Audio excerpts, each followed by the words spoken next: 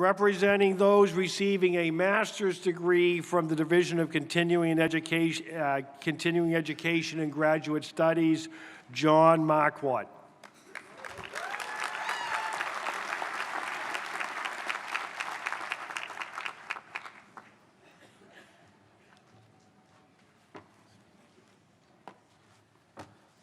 Hello, everyone. Thank you. Judging by the looks on your faces now, I can see that you definitely want me to get this over as soon as possible, so I'll do that. Folks, if I may, before I begin, I would like to start off by saying this. I want to offer my thoughts and prayers and my condolences to the family and the members of the Auburn, Massachusetts Police Department who had a police officer killed in the line of duty early this morning. It's a tough world we live in, folks, and we need people to protect us. We need people to do the right thing, so we appreciate all of you that do that. Thank you.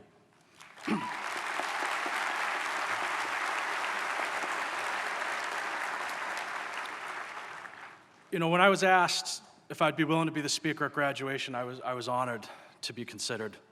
Throughout the past year and a half, I've been privileged to go through a rigorous master's degree program that challenged my classmates and me daily.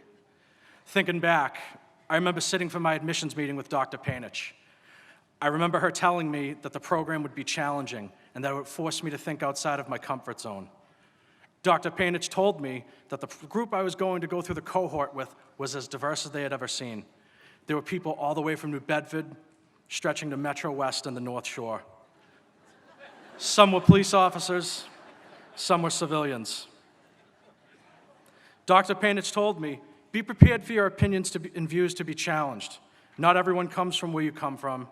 Be prepared to back up your views with facts, and most importantly, be respectful of others. My journey to Curry was not a direct one. I remember waking up one day back in 2007 and finally making the decision to join the military. For me, it was a way to pay back the freedoms that I had taken advantage of for all these years. When I joined the Army, I was told in no uncertain terms that at some point I would be placed in harm's way. I was fine with that outlook as I had put my entire life on hold to follow my dream of serving. Most people I talked to thought I was crazy. I was 26 years old, I was a full-time police officer, I had a new car, a house, and I had my health. People would continually tell me that I was out of my mind for giving all of that up. As my military career and professional career progressed, I learned in December of 2010 that I would be deploying to Afghanistan in support of Operation Enduring Freedom. In June of 2011, I arrived in country.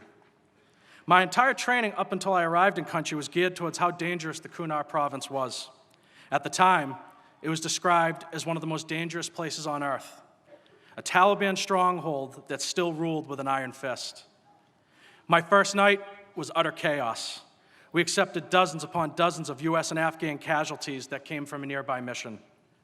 I worked in the base hospital for over 24 hours that night, trying to help in any way that I could, whether by giving blood, taking notes for nurses and doctors, or just reassuring injured soldiers. A few weeks later, my squad was tasked with the duty to provide overwatch from a nearby observation post.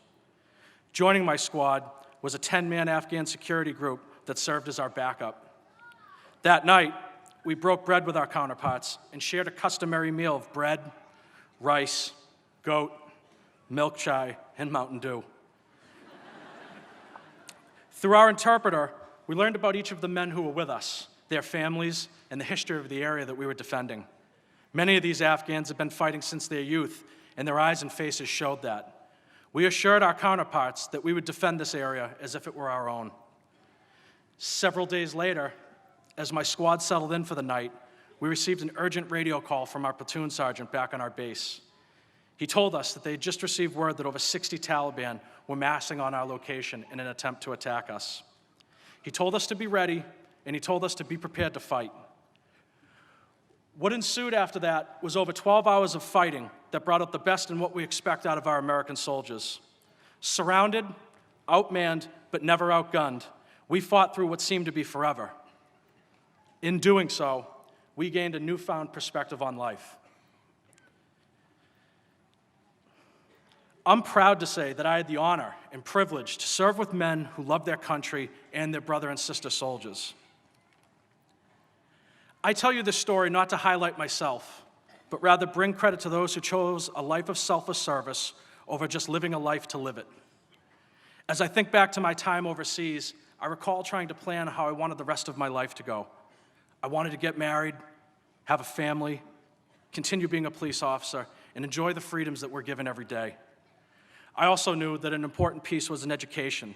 Without a college degree, I limited myself with the opportunities that I wanted. Enrolling in school the fall I returned home, I finished my bachelor's degree at Curry within a year and a half. I remember being so impressed with the program that I wanted to continue on and get my master's. As I took night classes at the Plymouth campus, I was struck by the number of adult learners that attended classes there. There were teachers, nurses, and business leaders all mixed into one building.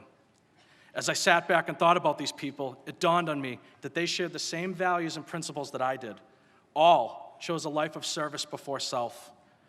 When I think of my time at Curry, I think about the mission statement of the school: to educate and graduate students prepared to engage in successful careers and active citizenship with a global perspective. Now, while that mission statement remains true, I also believe that the school provides a platform for those who chose a life of service before self. Although not every graduate today here is a nurse, teacher, or police officer, you could still live a life of selfless service. In your actions alone, if you treat people with respect, offer those in need a helping hand, and try to live each day better than the day prior, you too will be living a life for others rather than just for yourself. Today, I challenge each of you to do that. Find a way to give of yourself to make the world a better place.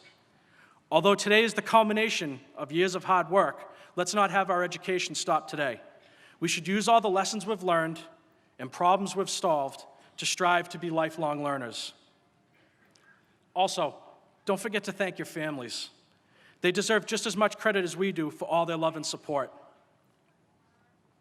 Thank you to Curry College and the terrific faculty and staff. Thank you for offering a rewarding and challenging environment to learn in. And lastly, to 2016, congratulations, you guys did it. Well done.